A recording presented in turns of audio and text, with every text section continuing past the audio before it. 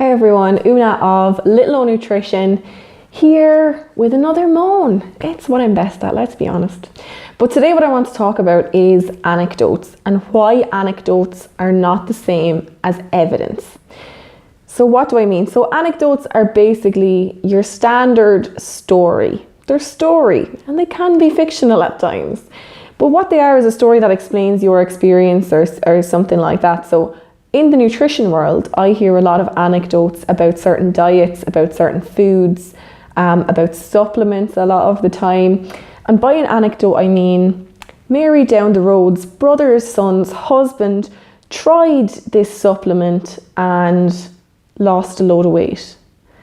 And what that person usually says is, so I'm trying that now, or so that's what you should try to lose weight, or that's what you should do, or that's what you should get your such and such to do, or whatever. The problem is anecdotes are just anecdotes. They're stories.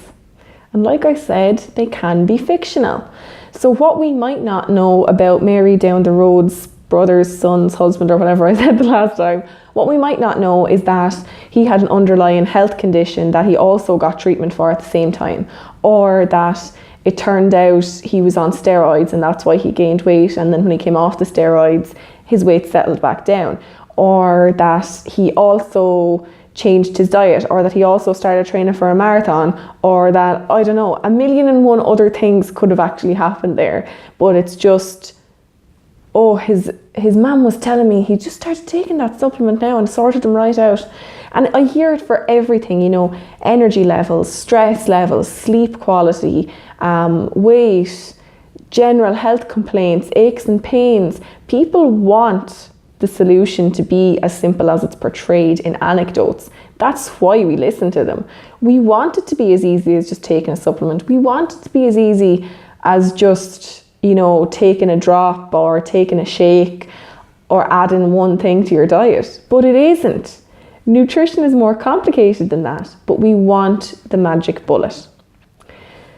So that's why we listen to anecdotes. That's why we believe them. That's why we think, well, it can't do any harm, I'll just give it a go.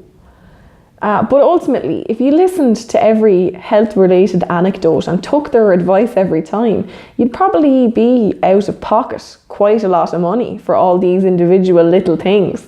They add up over a lifetime. Let's be realistic about it. And the thing is, you know, the other reason that anecdotes are so well liked is because scientific progression is so slow, or feels that way. In the scientific world, it feels like we're making massive strides. But the problem is often that research, there has to be a huge build-up of research, you know, because research adds on to the previous research. It adds until there's a huge body of evidence that gives us reason to say, yeah, we definitely need to do that. Let's start telling people that advice.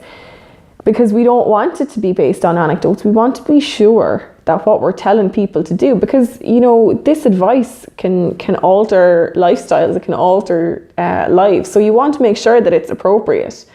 And that's why I hate anecdotes, because people change their lives based on the experience of, or supposed experience of, one person. A sample size of one means nothing. And yes, it matters if it's your own experience, and I get that, and I completely accept that what works, if it works for you and you're happy with it, that's absolutely fine. But you don't have to tell everyone that, you know, this new regime is perfect for you, because it might be perfect for you, but it might be perfect for nobody else on earth. And that's, you know, that's the reason why we have the layers of scientific research that we have, because we want to be sure that it's going to be helpful or appropriate for the largest amount of the population as it can be, so that it can have a huge effect, and that effect is positive, not negative. You know, before a drug goes onto the market, it could be in clinical trial for 25 plus years before it ever even is tested on humans, let alone is available in pharmacies. We are always sure, or 99% sure, when we do something, it's going to work and it's going to be helpful. So while anecdotes are lovely to listen to, and a little story now and then is fine, And while I'm super happy that Mary down the road's husband, brother's son, whatever, might have had success with whatever supplement or thing like that, while I'm happy for him and while I'm delighted he found something that works for him, I wish he wouldn't pass on that information and I wish he wouldn't listen. Please, please, always look for a registered healthcare professional, particularly when you're looking for nutrition advice. Look for a registered nutritionist or registered associate nutritionist or a registered dietitian. And if you want, you can check our credentials. So for a nutritionist, you can go to the Association for Nutrition website.org, I believe it is, or you can go and search the database of dietitians. And you can literally search their name, you can search for ones in your region, all that stuff. You don't have to just accept anecdotes for fact. You can find out whether they're fiction.